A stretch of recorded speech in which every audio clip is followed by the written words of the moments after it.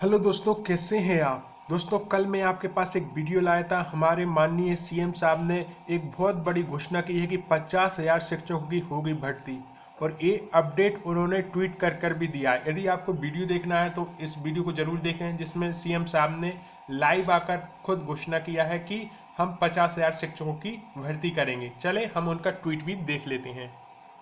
तो दोस्तों, हमारे माननीय मुख्यमंत्री जी का ऑफिशियली ट्विटर अकाउंट है ये, और यहाँ पर आप देखेंगे तो प्रदेश में 50,000 शिक्षकों की भर्ती करने वाले हैं ताकि शिक्षकों की कमी ना रहे।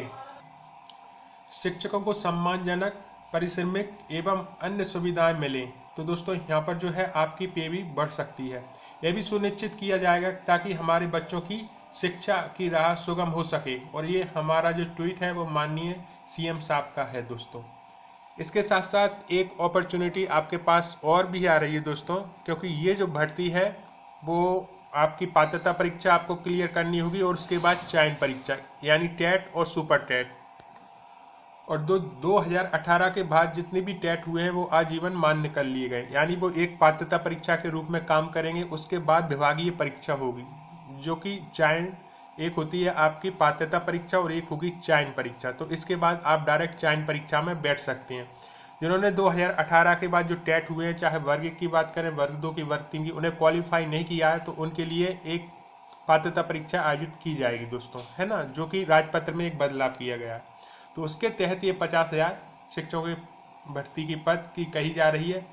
अब यहाँ पर मांग ये है कि जो वर्तमान में वर्ग 1 और वर्ग 2 और वर्ग 3 की काउंसलिंग चल रही है, यदि उनमें ही ये पोस्टें जोड़ दी जाए दोस्तों तो ज़्यादा लाभ मिलेगा, क्योंकि एग्जाम होंगे, उसके बाद फिर रिजल्ट डिक्लेयर होगा, उसके बाद फिर जो है काउंसलिंग होगी, तो उसमें समय ज़्यादा लग सकता है। हालांकि अभी बहुत सारे क्वालिफाइड हैं और लगातार मांग कर रहे हैं कि जो हमारे पद हैं वो बढ़ाए जाएं, जो उपेक्षित विषय हैं उनके पद भी बढ़ाए जाएं।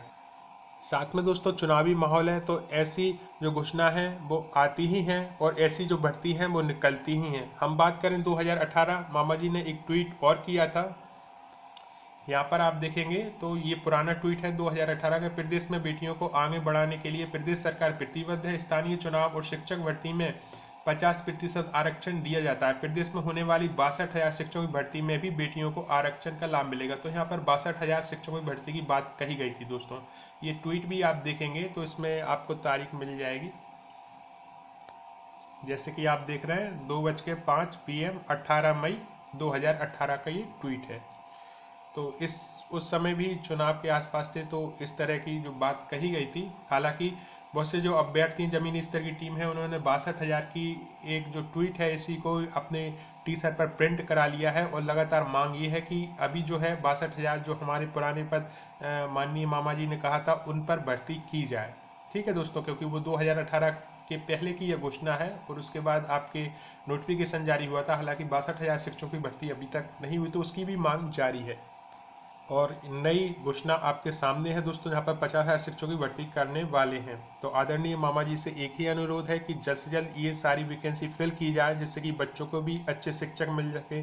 और हमारे जो सीएम साहब ने एक सपना देखा है कि जो सीएम राइज स्कूल हैं वो प्राइवेट स्कूल से बेहतर सुविधा दे सकें, और उनमें जो बच्चे पढ़ेंगे वो अपना भविष्य सुनहरा ही मान के चलें। वो तभी संभव होगा जब अच्छे शिक्षक, क्योंकि अभी नौकरी में नहीं है, वो वहाँ तक पहुँच सकें।